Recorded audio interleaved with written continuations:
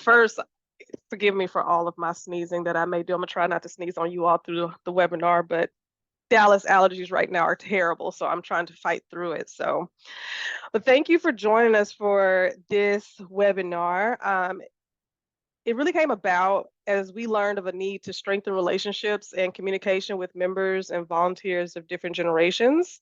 And this was a joint project, so this was definitely not all on me. So I have to give praise and credit where it's due. Unfortunately, Grace couldn't be here. She had something come up and she's unable to attend, but I still want to let you all know and let her efforts be recognized because she did a lot of research with some of these things too. So she was very helpful and I wish she was here to present for me or with me. Well, since it is 1:02, I'm going to go ahead and get started. Today's workforce is more diverse than ever before, with multiple generations working side by side. This can be a source of great strength, bringing a wealth of experience and perspectives to the table. However, it can also lead to challenges in communication and collaboration, even experienced among our chapter volunteers. So today, I hope to bring to the surface some common generational disconnects that we've learned about and explore how they play out in real world scenarios. And most importantly, equip you all with practical strategies to bridge the gap. By understanding these differences and fostering effective communication, we can unlock the true potential of our multi-generational teams. Let's start by acknowledging the unique experiences that have shaped each generation. We have the silent generation. They were born before 1945, and they came of age during a time of immense war and social change. Following them are the baby boomers, born between 1946 and 64, and they witnessed huge cultural shifts and economic prosperity. Then we have Generation X. They were born from 1965 to 1980, and they're known for their independence and self-reliance during a time of economic uncertainty. And next are the millennials, born from 1981 to 1996. And we had to embrace technology and social change from a very young age. Next, we have Gen Z, and they are born after 1997. And they're known as the digital natives who are shaping the future with their focus on social justice and environmental issues. Lastly, we have Generation Alpha, who, despite not being in the workforce, is good to know, since some of you may have children or grandchildren within that category.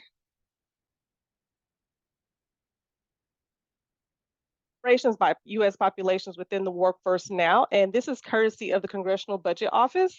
So these are the current numbers we have, which is really quite interesting to see. One of the stereotypes is that Generation Z, they're really young and they're not in the workforce. That's not true. They make up a good portion of the workforce currently. Notice how fast they are becoming such an even greater part of the workforce. Those born during the baby boom, those born during the baby boom value stability, they prefer structure and hierarchy, and they appreciate in-person communication. Gen X, they're often considered very independent again and self-reliant, and they value work-life balance, and they are known to be pretty adaptable to change. Millennials are usually categorized as tech savvy, and we value work-life balance and flexibility, and we also seek to have purpose and meaning in our work. Gen Z, they are the digital natives, and they are very, very entrepreneurial. They value authenticity and transparency, especially in communications. They prioritize flexibility in work and focus on work-life integration that align with their values and lifestyles.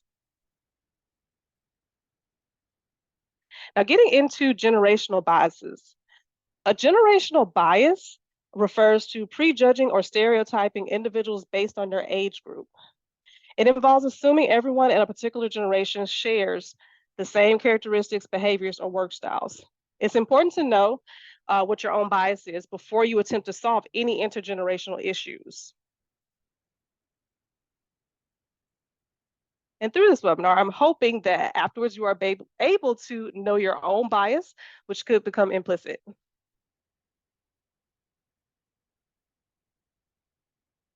In a chapter setting, in our industry, it can lead, generational biases can lead to an unharmonious member experience through bias against younger or older generations, or leaders having a one-size-fits-all mentality.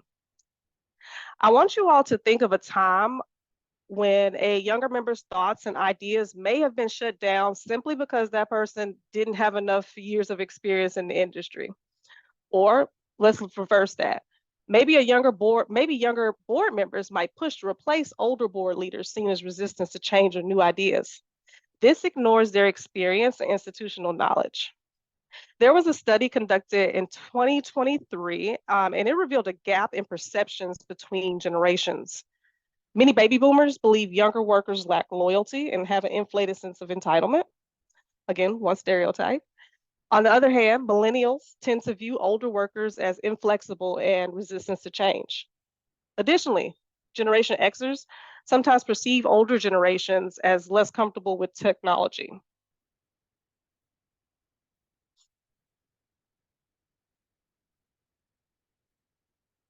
Mentioned some of the stereotypes, and Grace and I, we worked and we kind of did some groundwork and we identified some of the three main issues that it looks like, again, in a chapter setting. So this comes down to lack of trust, differences of opinions or experience with technology usage, as well as a biased volunteer recruitment. Other examples that fall within these three categories may be centered around stereotypes about giving. For example, a fundraiser might focus solely on traditional methods, phone calls, or receiving and writing checks, which may be favored by some older donors or some members. And that also neglects the online giving habits of younger demographics. Some demographics may be, or generations may be dismissive of in-person communication. For example, older volunteers might dismiss younger volunteers' preference for online communication tools like Slack or hindering collaboration. Younger generations may be less likely to utilize more traditional methods such as phone calls, physical meetings, or printed media preferred by older generations. Consider finding a way to meet in the middle to appease both parties. In terms of volunteer management, structuring volunteer opportunities around a traditional workday schedule may exclude potential volunteers from participating. Especially those younger generations that may have families to get to and aren't able to come directly after work, or they may not be quite as experienced and they don't have the flexibility to take off during the day like some of the more seasoned professionals. And lastly, fitting into technology and its challenges. Leaders might assume that younger volunteers are comfortable with all technology, and that's not true. You can't just assign complex tasks or just because it's centered around technology to a certain age group without proper training. Same goes for for the older generations as well. This overlooks individual learning styles. The same can be held true in reverse. Chapters should consider that older generations may not be as successful with providing online feedback or accessing digital only communications or navigating QR codes if they haven't been trained on how to do so. What happens if a member doesn't own a smartphone, but they have something great to say that contribute to event execution?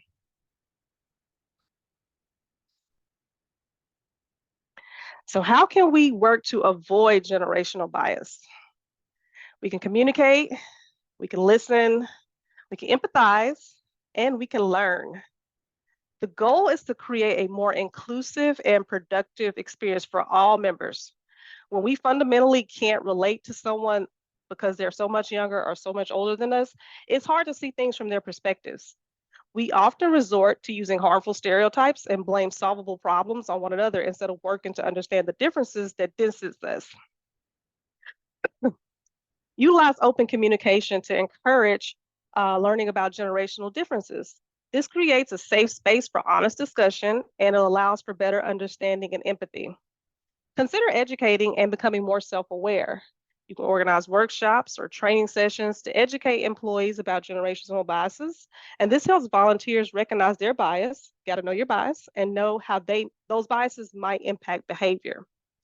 There's lots of data and research, and I will share some that Grace and I came up with at the end of the presentation, but utilize that information on to learn more about generational trends and to understand the strengths and preferences of each age group. This can inform chapter norms and practices. The key to leading any volunteer, regardless of generation, is to focus on the individual. While positive reinforcement is really good and it's valuable, the most effective recognition approach varies from person to person. Some might thrive on public praise, while others prefer a more private thank you. Your role is to understand what motivates and inspires each member of each generation to get the best results. A system focused solely on tenure might not motivate younger volunteers who value work-life balance and flexibility. Conversely, a system that is focused on immediate results that might not resonate with older workers who value long-term commitment. And be sure that you're evaluating volunteers based on their skills, experience, and performance, not age. Consider mentorship to bridge the gap between generations and foster new relationships. I know some chapters, they have ambassador programs to welcome new members. That might be something to look into, where you pair someone who may not be quite as seasoned with someone who lacks the experience, and that creates a intergenerational collaboration.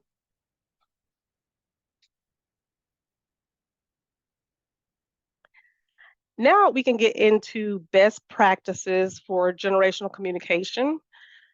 If you notice yourself enacting these biases, first you need to change your approach.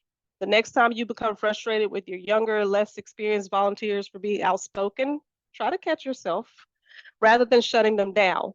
Try to give them the space to respectfully demonstrate their abilities by asking questions and encouraging them to weigh in.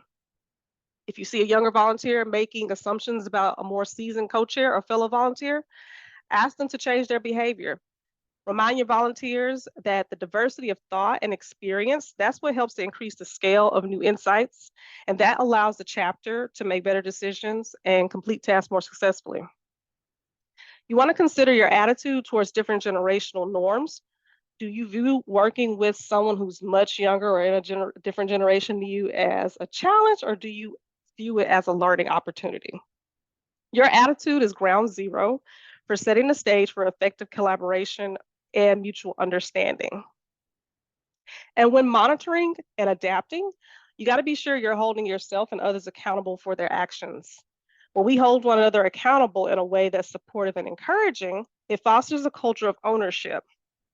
And within our chapters and our environment, individuals begin to feel more empowered to excel, they're respected for their challenges, and they're motivated to maintain strong relationships with other volunteers. It goes back to that volunteer experience. You want them to have a good experience if they continue to volunteer.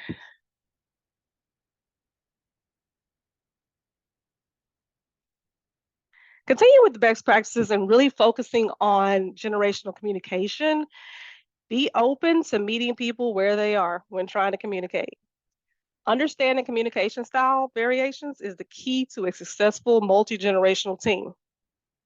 When we speak a language our colleagues or volunteers understand, and not just literally, but in terms of their preferred communication, the information lands better. Imagine a baby boomer waiting for a response to a project question while the Generation Z co-chair expects an update on the project from Microsoft Teams. This miscommunication, it can lead to frustration, missed deadlines, and missed opportunities. By appreciating the preferences of communication styles across the generations, we're then able to bridge the gap, and you can ensure that everyone feels heard, valued, and they're able to contribute meaningfully and give their best work. And again, I just want to make sure for this disclaimer, this is only a suggestion for learning and understanding multi-generational communication styles. You may have a Generation Z person who prefers all in-person meetings. They don't want to text. And you could have a baby boomer, someone from a baby boom generation who only wants to text. They are up on Slack. They want those collaborative tools. The preferred method of communication should be monitored and adapted to be more efficient. So that leads us into empathy versus ignorance. Personal experiences, they don't equal truth for all. Be optimistic about what someone of a different generation may have to offer. A multi-generational team or committee is a huge strength. We're all able to bring different experiences and perspectives to the table. Working with different generations is a chance to learn from one another, and you can create something really, really innovative. If you've had a bad experience aligning with a younger or older generation, consider that experience to just be unique. Don't let it become a bias toward any intergenerational collaboration. Traditions and cultural norms are the cornerstone of our communities, but it's important to remember that they evolve over time. what society accepts as true can sometimes be based on customs rather than absolute facts. Not every baby boomer or Generation Xer is technologically challenged, nor are all millennials and Generation Z are tech savvy or averse to in-person interactions. One of the perks with working with different people is the ability to learn something new every day. And our membership is comprised of different people, thankfully. Be open to listening, empathizing, and learning from those who may be different from you.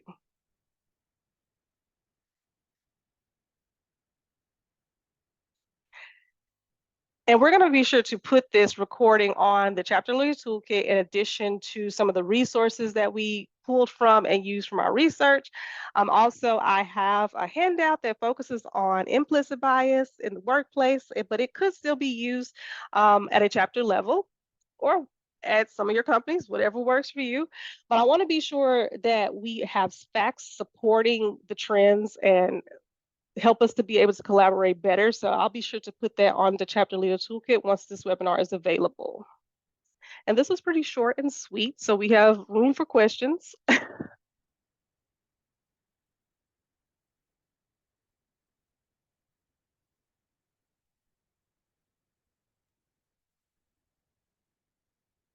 See, I can't see Feel you free all if to, anybody's unmute. Yeah, I was gonna say, feel free to unmute yourself or type in the chat if you have a question. And I also have a question kind of for the group too, if anyone would be willing to share. Have you found any situations where maybe there's been a bias in with either an initiative or within a committee that you decided, hey, we didn't get the full generational feedback with this and we should probably make a change?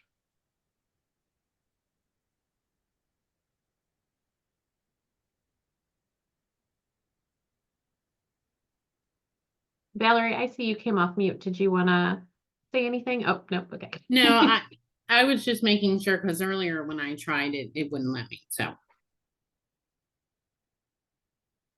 Hey, Kelly, Yeah. necessarily have one within the chapter or committee. I actually have one, a huge one within my workforce. And we have, we do our own environmental services here, picking up trash 7 days a week, 365 days a year. They normally have about 6 employees in that department. The manager or the supervisor, if you will, is an old retired, and I say old, I am old, so I can say it freely. He is a retired Army sergeant. Just picture, if you know Gomer Pyle, Sergeant Carter kind of guy, if anybody remembers that movie.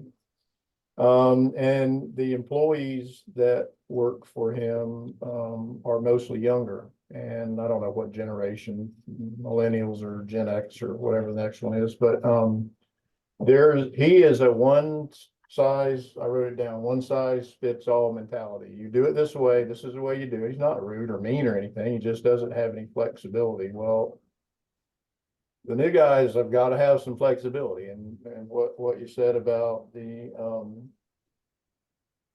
being flexible, they got to have it, and he can't grasp that. So that creates a huge friction in his department to the point where the manager has to continually step in. And one of the guys came to the manager and said, look, he said, why don't I sit down with you guys and say, this is how we like to learn. This is how we like to listen. This is how we like to hear. And I said it in one of the things to someone, I think maybe it was Crystal, but and said, well, we're going to do this thing that you're doing today. So that was pretty cool, but it's a huge obstacle when you're that generationally gapped.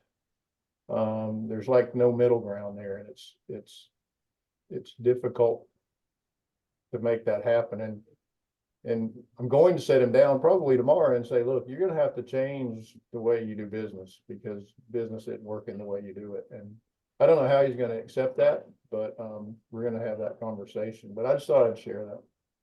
No, thank you for sharing. And one thing that I've seen that's kind of been successful with bridging the gap sometimes is finding something that is a common ground.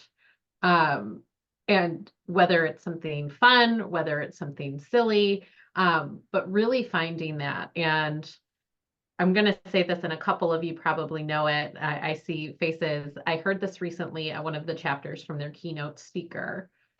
And to break a situation, the person went up to the other person and said, "Do you think a fish knows that it lives in water?" And no matter what that person's answer was going to be, they planned on agreeing with them to find the silly common ground with them to be able to move forward. And the person was caught so off guard by it that they had to take a second to really think about the question that was asked to them and got them out of their mindset, what they were dealing with in the moment. And from that moment, that person now has this inside joke with that other person that they didn't have that connection with previous to this. So even though it might be something silly or not, I think somehow trying to find that common ground. I know sometimes in my younger career, I'm a big sports advocate. And when I first joined the workforce, I was able to connect with an older generation of males because I like sports. And so we could talk about that. And we built this camaraderie around something that had nothing to do with business, but we could find that gap. And so I think if there's any possible way to do that, I would highly recommend trying to find something that they can at least be connected on and feel like, okay, even though our work styles are different or how we approach the day is different, maybe there's something that I can say, yes, I do connect with this person and we can connect on a different level. So that would be my recommendation, if you can do that. Another thing I wanted to throw out to the group is I know a lot of chapters are talking about the use of technology or not technology right now. So for example, moving to a digital magazine versus a mailed magazine, or at the annual conference, not having printed materials, but having all digital materials or things with QR codes, and how that really affects the different generations. Because I think we're very unique in our chapters and our membership that we have people across the board. And their comfort level and their technology that they have available is very different. And so just making sure that we're keeping in mind as we're making those decisions that if someone's not in the room, maybe we should get that opinion from them. Or the first time you try something, maybe have some in your back pocket that if you decide to go completely digital, maybe you have a paper schedule just in case there's a person who doesn't have a smartphone on them and they still want to see the program or the content, or some physical magazines that can be sent to them because they don't have a laptop or they're not comfortable with looking at things or seeing things in that way.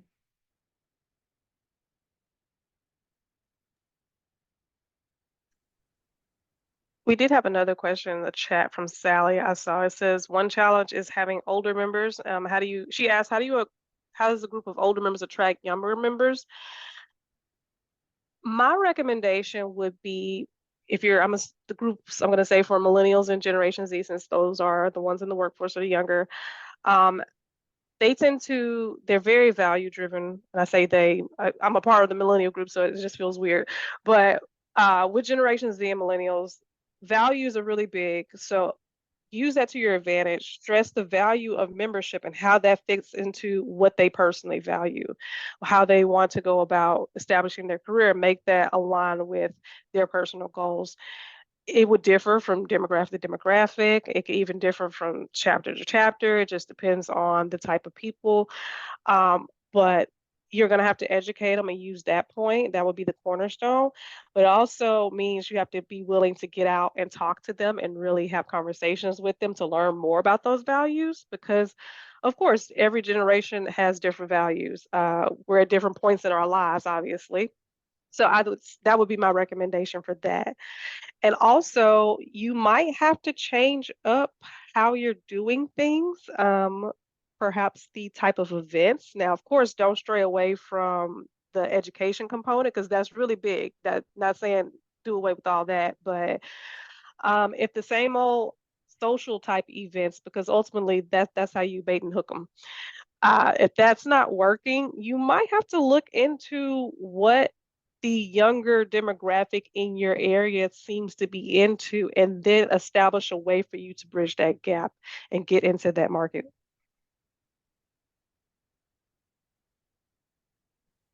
Hey, Alicia, with that and finding something for a younger audience, I know some chapters, and I don't know if there's anybody on this call, have created young professional committees, and a lot of times they do service-related projects. That tends to attract a younger demographic because they, either care about the environment or care about whatever cause locally.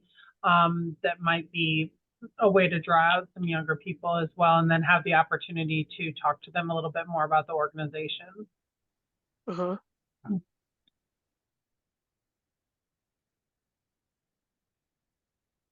Go ahead, Rachel. Hi. So also something that's kind of worked well for us is don't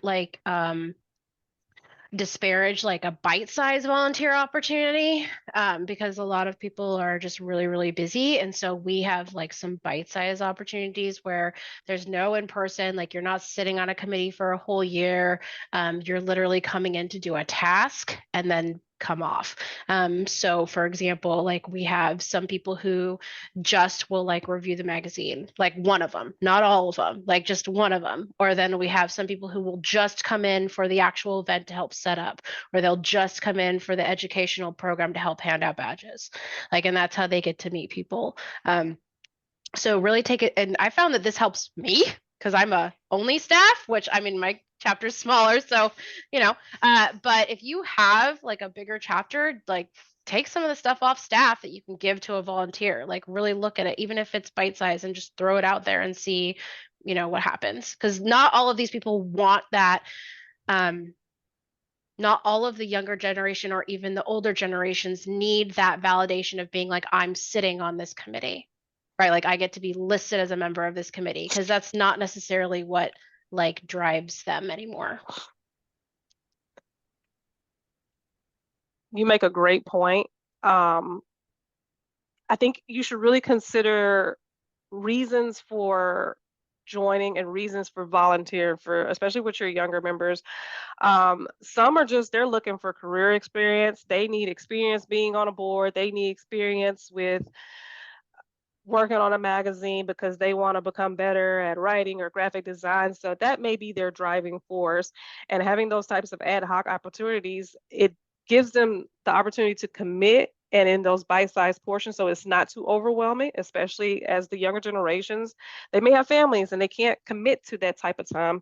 And lo and behold, there are some Generations Z who are parents, which is wild to me in some instances, but they're not as young, so they still have those priorities and things that they have to do, but they still want to be a part of something and to gain experience. So I think offering that ad hoc type of volunteerism, that's a great way to align yourself with the opportunities that they want and still get the work that you need done.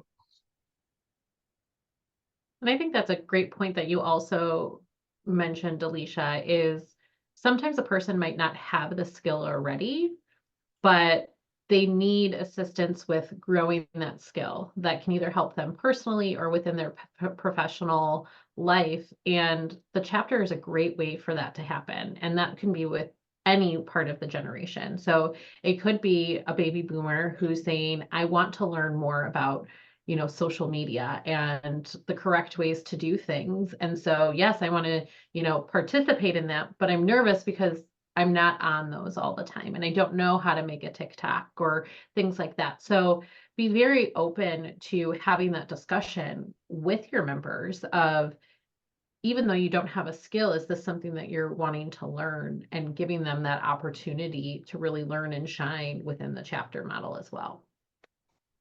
And if they do want to join and is strictly for learning a new skill and they don't have it, those who are already on the committee or who are leaders or they already know and they're experts in it, they can't have a bias against that person or that generation. Oh, you're too old to learn TikTok. Why are you trying to do this? Because that's just going to scare them away. And then that's not a good way to market your chapter and its opportunities, because word will pass. Oh no, they're not. They don't want anybody older there. They just want to be run by the 20-year-olds or the 30-year-olds. And you don't want that. You want that. This plays into diversity, equity, and inclusion, because you want a diverse membership. You want to be equitable in allowing everyone to have the opportunities and access to those opportunities, and you want to be inclusive of the different types of people that you have within your membership. So before we close up today, if there's anything that anyone wants to bring to the group, to maybe that you're struggling with right now in terms of the different generations, I'd like to open that up for you to throw out to the group, and maybe we can help discuss that or go deeper. Valerie? Yeah, so Chesapeake joined the VLR this year, and the title of our VLR is Bridging the Gap. So we're going to be talking about all of these things, for our Virginia leadership retreat. So if anybody's interested in coming to that, this is exactly what we're going to be talking about. Go ahead, Tom. So I'd like, it Thank might you, have the Emily. answer to the age-old question, but in my generation, we were brought up to go to work, to do the job the man says to do, and get your paycheck and go home and do the best you can and show up every day. And but there's been a swing in that, and the labor force, if you will, the work outside, get your hands dirty workforce is gravitating now towards inside technology and stuff like that, kind of like Alicia, you had mentioned earlier. But what's the trigger to get those younger generations out into what we need out in the field? I mean, that's my biggest challenge here with most of the stuff that we do outside of admin is outside. So and finding those folks that want to get out and get their hands dirty, and they're few and far between. I have a comment on that, Tom. I'm Gen X, so I'm a little jaded on some things and own that. But I think definitely a lot of people in the workforce, like yourself, Tom, that, were taught to go to work, do a good job, work really hard, and things will be great, right? Well, the younger generation, in my experience in working with some millennials and Gen Z, is they work a heck of a lot smarter than Gen X or baby boomers, right? And I think Right. they've got the right idea. And there's some of them on this call that I'm thinking of that I'm like, wow, they're really successful because they've figured out a better way. And I think that might be a way to engage them, is to be like, I have this problem. I work, super hard, 20 hours to figure out how to solve this thing. Help me figure out a better way to do it. And I feel like a lot of younger people are like, I'll take that challenge. I can figure out how to make that better. I don't know. There's millennials and Gen Z probably on here. So tell me if I'm right on that. If I'm not, you can tell me I'm wrong, Alicia. One of my favorite sayings is work smarter, not harder. So I agree. but Tom, you mentioned that how can I phrase? Okay, so don't take this wrong way. You sound like my dad. No, I won't In the take best, it and no, but in the wrong best way, because in the best way, and we've also had this conversation. He's a baby boomer, and so we came to the consensus that if he's not in the workforce anymore, he's retired, and he said, I don't know how I'd be able to work with you. And I'm like, well, we just have to figure it out. And so we came to consensus that this is where expertise comes in, because he's in his 70s, and I know you're not that old. Close. So he so he has a lot more expertise in certain things, and he can tell me, well, I know you might think that an email is the way to go with this, but you really need to write a thank you letter for this, because it's going to go and do X, Y, Z. And I believe that in terms of bridging the gap, the generations have got to understand some things may be outdated or obsolete, or they may take a little bit more time, but there is still value in understanding the traditional methods. So that may be, you need to be in the field because you need to make these types of connections. And once you've made this connection, then you can follow up and you can keep that digital streamline of communication. And so I think that's how you bridge the gap. So is where you find, well, this is how we're going to do it. We're going to do it the traditional way, and then I'm going to come in and I'm going to streamline it with my technology millennial ways. So even though things become outdated, and as a part of a younger generation, I like to streamline. Like to work smarter, not harder. I want to get it done quicker. If someone tells me, oh, well, you need to send this via snail mail instead of email because it's going to result in X, Y, Z, this specific person likes it this way, I'm going to listen, but especially if it comes from someone who's had more experience and they know. And I think that goes back to that chart that had the communication styles, and also the part where I mentioned everything should be personalized and individualized. They're just generalizations. So once we bridge the gap, that I think that would mitigate a lot of our communication issues, and we'd be able to find the value in different generations' ways of doing things. Right. Well, good stuff. Thank you. Yeah. And just Tom, just to feed on that, just a personal experience. And again, this is my personal one. So I'm a millennial, and when I got to the age of, going to college and what's that next step, it was almost frowned upon to go into the trades. And my husband tried college. It wasn't a thing for him. He's outside every day. He can't sit at a desk. He doesn't, want to learn technology. Again, I've got 2 young daughters, and they can work his cell phone better than he ever could. And they're not on it every day.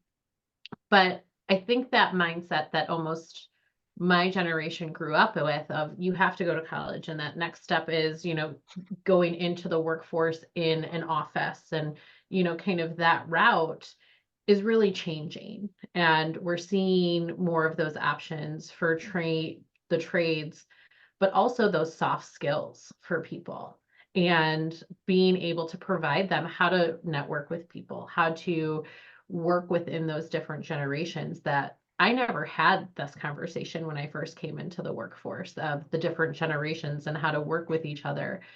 So I think even just starting these conversations and really looking at that younger generation of, they might not want it. Well, maybe we're not looking in the right place, or maybe, we just need to help guide some of these younger, I say younger, I'm a millennial. So, the next 2 generations underneath me, but, of really finding their place within the industry, within their work career, and getting out of that stage of your career has to be your life too. I think some are scared with that because, they saw it with their parents, they're working all the time. And now with technology, being able to connect 24/7, is that the expectation, and kind of breaking down some of those barriers. So I think it's a hard path to take, but I think conversations like this and really kind of thinking it through will help bring those people along and find the right people for all the different positions. Yeah, you made a good point about my generation. You get one job, you stay with it, you retire from it, you get a pension, whatever the case may be. And we see apps coming through today with, they've had more jobs in a month than I've had my entire life, but they're okay with that, and it's I don't know what drives that. It's not me. I couldn't do that. It'd drive me crazy. But sometimes and it's not. It's across all the generations. It's not just one. But anyway. Okay, I'll hush now. Well, thank you for jumping in with that. Rachel, go ahead. Hi, sorry, I'm also a millennial. I wish I was Gen Z, but I'm not. I'm also a millennial. And I think it's to add to this conversation, I think it's very important to note that the millennials were sold a dream, right? We were told if we go to college and we get a degree, we're going to be fine. Right. But then the millennials did that and got out, and there were around the time, depending on when you got out of college, whatever, there were not a lot of jobs. And then now millennials, a lot, I always call myself the exception, not the rule, because You get out of college, you can't buy a house still. Like, so we're seeing a lot of that generation unable to afford a mortgage. We're seeing a lot of that generation going, we were sold this dream for this career. And then, 2020 hit and everyone really looked at their lives and they were like, I want a work-life balance. I don't want to make my career my whole life. Like all these other things. And then you get to Generation Z, where they're just like growing up in all of this turmoil and they're seeing all these things that are wrong. And they're like, I don't care about a career. I just need to make enough money to survive the next day. And like, I mean, there's a huge debate going on TikTok right now where like it sparked off from this girl saying, I think that you can do a job from home, but you can't have a career from home. And so there's like a lot of like discussion right now on those social platforms about like, what would that look like? Is it hybrid? Like, so it's very important when we talk about the younger generations, because millennials are not the younger generations anymore. Like I keep hearing it, but I'm in my mid 30s, okay, and I am like one of the mid millennials. So we're not young anymore. Gen Z is like the 20s and stuff like that. But I think it's very important to recognize when we're talking about these things that the world is on fire. The world's on fire. So like when we're talking to people or like we're looking to hire, like there really needs to be like kind of that overall acknowledgement of like things are rough right now. So, that's it. Yeah. And to that point, Rachel, and even yours, Tom, of kind of that new generation coming into that workforce of the early 20s and they are job hopping a little bit because they're trying to find their footing. They're trying to find the guidance and the mentorship and really the place for them. And they're willing to say, hey, this isn't right for me. I'm leaving. This isn't the right path. And while from a manager standpoint, that's not great because then you've got to go through the training process again and everything. But if they're not wanting it, then let them go so that you can get the right person in and train that. And maybe it's even us looking at the managerial style. Like Tom, you said, you've got that person, you're going to have that hard conversation and they're a great employee, but if they don't change their style of managing, you could lose potentially other great employees at the same time. So I will say this, that it seems more often than not, they're looking for a job that fits their private lifestyle. And what I mean by that is, they might want mornings off, so to do whatever they do. So, and that seems to be, they really don't care what they're doing. It's just, if you got something where I can have this time off or these days off, particular days off. And that's actually helpful for us and what we do. absolutely. And I think that's what's great about our industry is some of it can be flexible with that, and so really accepting that and having those conversations with people. And again, I know I'm in a unique position with CAI that, they needed a person out in the field, not in the home office in DC. And so I am remote 100% of the time. And I joke with my kids, I've got to go into the office. So, I'm getting on a plane to go in today, and I'll be gone for a couple of days. And that's becoming the normal for them. They're growing up with, mom has to fly to go to the office. She's not driving down the street or spending 2 hours in a car. But it has given me that flexibility within my work and my home to have that. And I think it's been successful.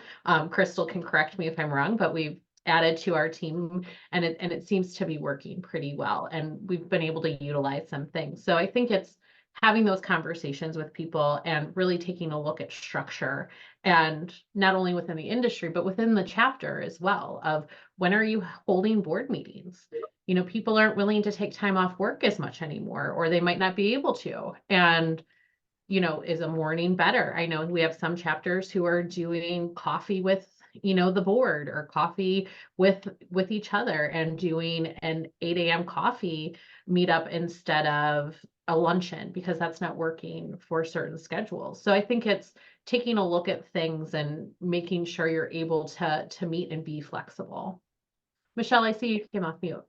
Yeah, I wanted to add what you were saying earlier about job hopping and younger folks like finding their footing and finding their place. And I think that that puts it on them, but we also need to put it on the workplace. That I think it's something that was very much exposed during the pandemic, that work is broken and that the systems are broken. They're not set up to inspire someone to want to stay there for a long term, or to even be able to nurture them through an entire career in one workplace. That's not the way that things are set up now. And so it's not just them finding their footing, it's that they don't have a place to land, that it's not hospitable to them necessarily. And I think that one thing that was good that came out of the pandemic, which you're experiencing for yourself, Kelly, is that we found more flexible ways to have people work, that it can be a hybrid environment, can be fully remote, that we don't necessarily have to be tied to standard work hours. Like, I would challenge any boss of any age to really think about, what is it that you want accomplished and what's the work product that you're looking for? And does it have to be done the way that you think it has to be done? Are there other ways to get to your goal or to your finish line? Because that's really where the flexibility is. It's not just, well, I let them be hybrid. Like, it's not that. It's like collaborating on getting the final finished product or the work done that you want to get done, and being open to 100 different ways to be able to do it, and open to really anything, honestly, because there's so much. I started my career in the internet industry in 1999, and the thing I loved about my early years was, like, every 3 years I was in a job that did not exist 3 years before that. And that's really the way things are now as well for the younger generation.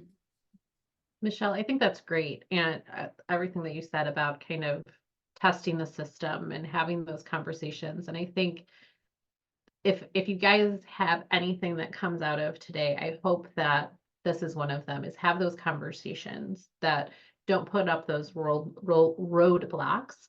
And I'd like to share just one more story, because I think this directly relates to all of you here with us today.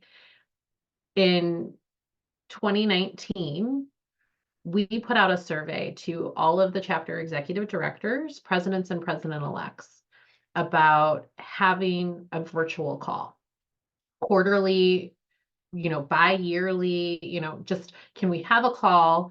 And it was a resounding no. I think there was one response that said, yes, I would like a virtual call. Otherwise, we just want to be on phones. There's no reason to do anything and have a call on the computer. And several months later, the pandemic hit. And I know this is everyone's favorite word, we had to pivot, and we had to come together, and we started doing calls like this. And it's really given us this opportunity to embrace, to be able to connect on this level, to share experiences, to provide education, and just connect as people virtually, that we all thought we didn't want just a couple of years ago. And so even though that was kind of a forced change that we had to make, I think it's important to continue those conversations of what's the needs, how do we communicate, and keeping that across those generations as well, of what your comfort level is. And if maybe someone's not comfortable, what's the reason behind it? Is it because they're not used to the technology and they'd really like to sit in a room with someone and see how they're doing it? Or they're not used to being on camera? Okay, well, we'll give you a pass. You don't need to be on camera, but we'd like you to be able to participate. So again, just one more thing that I wanted to share with you all before we close up today. So Alicia, I'll turn it back to you. I know I've been talking a lot during this last half. No, this was the point of, I want to keep it short in hopes that we would have a discussion afterwards, and you all brought forth some great personal experiences. I would say my one takeaway that I hope for you all to take away is, consider meeting the people where they are and how you're communicating and your attitude towards the generation. A lot of this is just a difference in understanding. I may feel like the baby boomers don't understand where I'm coming from, and the baby boomers just may feel like the Generation Z doesn't understand the experience they have. There has to be some way to come into the middle and to meet, and so that we all can collaborate successfully. So that is my hope for your committees and all the chapters moving forward.